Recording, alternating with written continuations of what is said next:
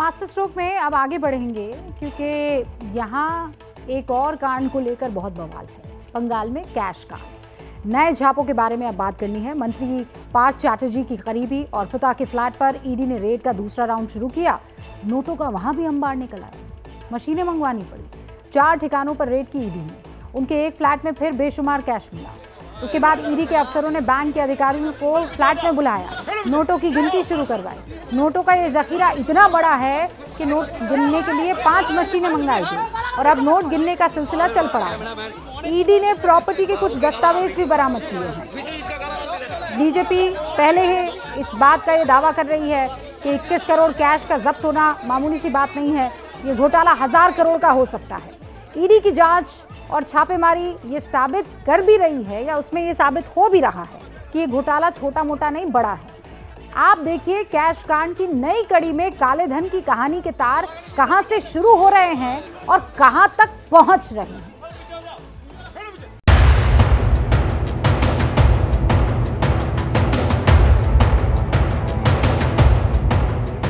कितनी प्रॉपर्टी, कितने कहाँ पैसा है, अभी तो कोई उसका ठिकाना नहीं है। हजारों करोड़ का घपला है, इतने साल से हो रहा है।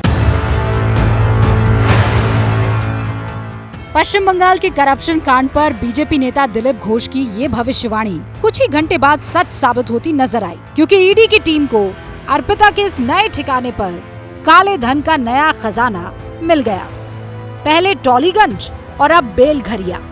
ईडी को अर्पिता के बेलघरिया के इसी फ्लैट से भारी मात्रा में कैश मिला है। इसके बाद बैंक के ऑफिसर्स को बुलाकर पैसे की गिनती शुरू की गई। इसके लिए बैंक ऑफिसर्स नोट गिनने की 5 मशीनें लेकर मौके पर पहुंचे। अर्पिता के टॉलीगंज वाले घर में 21 करोड़ कैश मिलने के बाद ईडी ने लगातार अर्पिता और पार्थ से सवाल किए। इसके बाद अब रेड पार्ट 2 की शुरुआत हुई। बेलघरिया में अर्पिता के 2 फ्लैट्स पर ईडी ने छापा मारा। देवानपारा में अर्पिता के पैतृक आवास पर भी रेड हुई। कोलकाता में भी अर्पिता के एक अपार्टमेंट पर रेड हुई। ईडी की टीम जब अर्पिता के पैतृक निवास पर पहुंची तो वहां उसे विरोध का भी सामना करना पड़ा। इस दौरान एबीपी न्यूज की टीम भी मौके पर मौजूद थी। हमारी संवाददाता मनोज्ञा लोईवाल ने वहां के लोगों से बात भी की। अर्पिता मुखर्जी के अलग अलग ठिकानों पर ईडी रेड कर रही है। गिरफ्तारी तो हो चुकी है, लेकिन अब रेड के द्वारा ये पता लगाने की कोशिश की जा रही है कि जो दस्तावेज मिले हैं वो और कहां कहां जुड़े हुए हैं।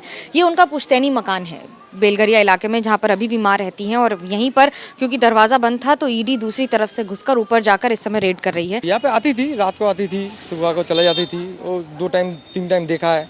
अभी तो 20 साल हो गया। 2002 में हम लोग पास हुए थे, उस टाइम पे एचएस पास हुए थे। इससे ज़्यादा तो और कुछ नहीं, मैंने जानते नहीं है। उनका माँ रहता है यहाँ पे, यह जानते हैं हम लोग। ईडी की नजर अब अर्पिता के कारोबार पर है, क्योंकि शक है कि काले धन की कमाई को अलग अलग कारोबार में लगाकर इसे वाइट किया जा रहा था। ईडी को शक है कि भर्ती घोटाले के पैसों को ही ब्लैक से वाइट करने के लिए अर्पिता ने फिल्मों में पैसे लगाए। कितनी प्रॉपर्टी, कितने कहाँ पैसा है, अभी तो कोई उसका ठिकाना नहीं है। अभी 100 करोड़ से ऊपर गया है पार्थ बहू का। रोज नया संधान आ रहा है, नए लोगों का नाम आ रहा है। उनका भी पूछताछ होने वाला है। जितना पूछताछ होगा उतना और जो भ्रष्टाचारियों की संख्या बढ़ेगी और धन की प्रॉपर्टी की भी परिमाण बढ़ेगा, और इसीलिए बहुत दूर तो जाना है। हजारों करोड़ का घपला है। ईडी सूत्रों के मुताबिक अर्पिता और पार्थ का रिश्ता 1 दशक से ज्यादा पुराना है। 2012 में पार्थ के साथ सिंगापुर गई थी अर्पिता। 2012 में पार्थ ब्यूटीफुल बंगाल समिट में सिंगापुर गए थे। सिंगापुर में निजी ट्रिप पर अर्पिता पार्थ से मिले। 2012 में ही घोटाले की शुरुआत हुई। अर्पिता और पार्थ के रिश्ते 2011 से पहले के हैं। पार्थ के घर से अर्पिता की जमीन के 2011 से पुराने कागज मिले। ईडी को 100 करोड़ से ज्यादा के घोटाले का शक है। अर्पिता पर जैसे जैसे शिकंजा कस रहा है, पार्थ की मुश्किलें बढ़ रही हैं और इसकी आज शायद टीएमसी तक भी पहुंच सकती है। इसीलिए ममता बनर्जी सीधे तौर पर तो पार्थ का बचाव नहीं कर रही, लेकिन बीजेपी पर हमलावर जरूर है। আমি আবার আপনাদের বলছি 2024-এ বিজেপি আসবে না, আসবে না, আসবে না। কি অঙ্ক, কেন অঙ্ক, কোথা থেকে এলো, এত সিট কোথায় যাবে বলতে পারবো না। অ্যাস্ট্রোলজিকরাও বলতে শুরু করেছে, অ্যাস্ট্রোলজাররাও।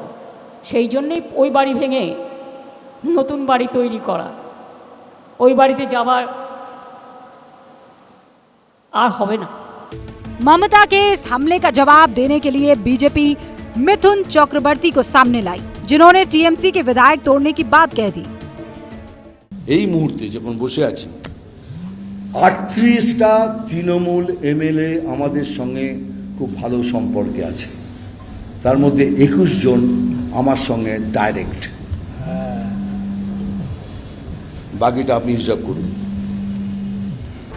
इतना साफ है कि इस करप्शन कांड की जड़ें बहुत गहरी हैं और इसके दाग बहुत से लोगों के दामन पर हैं, जिनका सामने आना अभी बाकी है।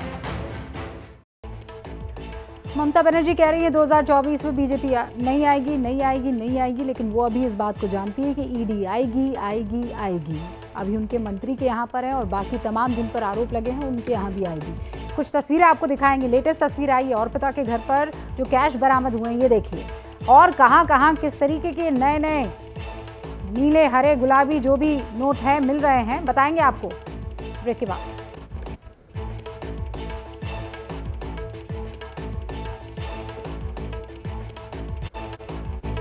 जैसे ही घड़ी का काटा दोपहर 2:30 पे आए, बबीता जी का दिल सास बहू साजिश के लिए मचल जाए। और ये है इनकी बहू, पूरे दिन ऑफिस की टेंशन हो जाए गॉन जब ये करें अपना फेवरेट शो फ्री टाइम पे ऑन। इनकी तरह आप भी देखें अपना फेवरेट शो अपने टाइम पर और डाउनलोड कीजिए एबीपी लाइव ऐप अपने स्मार्ट टीवी पर।